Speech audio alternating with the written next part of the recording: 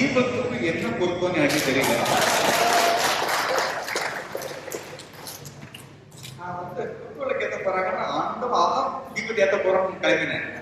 உடனே யார் அவதான் நினைக்கிறேன், ஐயா நீங்களே ஏற்றக்கூடாதுங்க ஐயா, உங்களை ஏற்ற அனுமதிக்க மாட்டாயா, உட்காருங்க அவங்க இடத்துலயே அப்படித்தான். உடனே ரொம்ப ஏமாற்றமா போயிடுச்சு எனக்கு.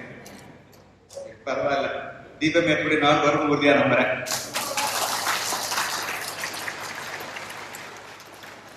எங்கிட்ட 2 சட்ட கல்லூரியில் படிக்கிற மாணவிகள் சகோதரிகள், அவங்க வந்து குழந்தைங்க வந்து ஆட்டோகிராஃப் பண்ணணும்னு கேட்டாங்க. அவங்கள பார்த்தேன், நெற்றி நிறைய தீபதி இருந்துச்சு. நமது சமய அடையாளங்களை உடம்புல தரிக்கிறதுக்கு நமக்கு கூச்சமே படக்கூடாது. அதுக்காக அந்த குழந்தைகளை நான் பாராட்டுறேன். ரொம்ப காட்சியே மனசுக்கு ரொம்ப நிறைவாக இருந்தது.